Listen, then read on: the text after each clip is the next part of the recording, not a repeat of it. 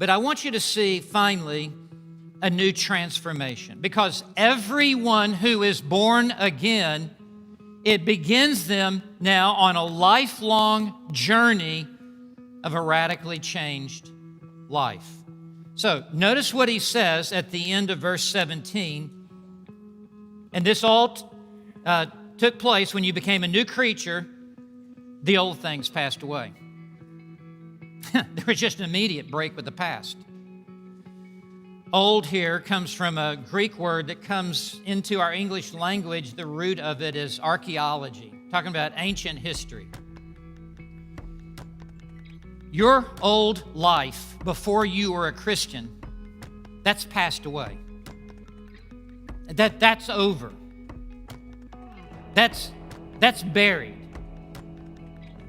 The old things here refer to your old passions, your old desires, your old loves, your old ambitions, your old enslavement to sin, your old prejudices against certain people, your old values, your old lifestyles, your old self-centeredness, your old self-pity, your old self-life.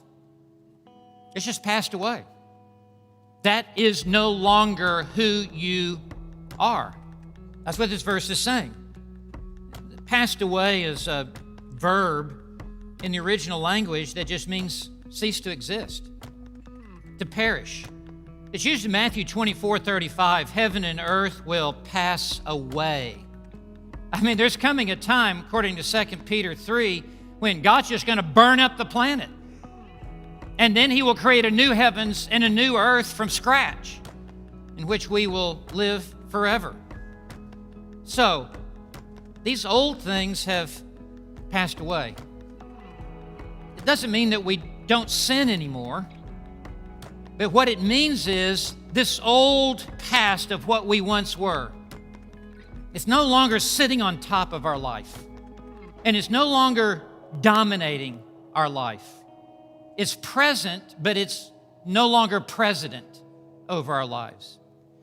When I brought my children out to the Master's University, I started with twin boys, drove them out here from Alabama. Took 3 days. I had a U-Haul trailer hitched behind the car. Had to drive that U-Haul trailer for 3 days through Texas, New Mexico, Arizona, until we come to the Republic of California.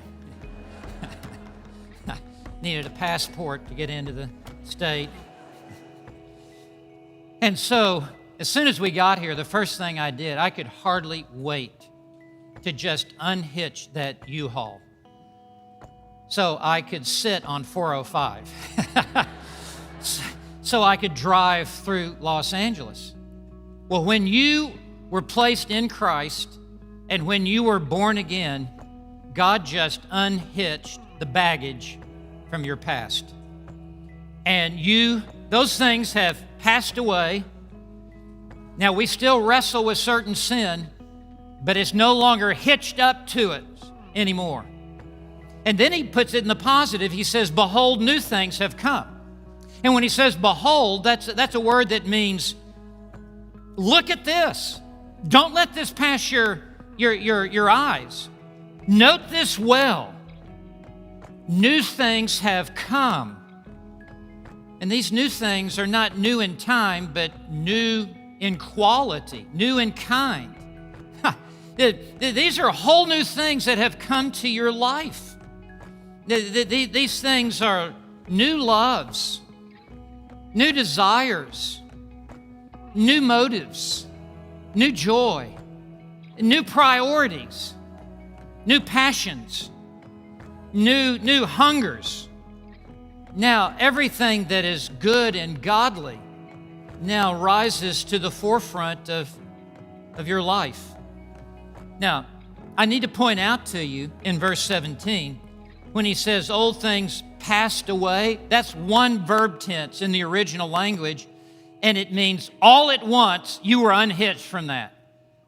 But then when we come to the end of verse 17 and we read have come, new things have come, it's a totally different verb tense, And what that means is they came in the past and they will continue to come in the present and really into the future.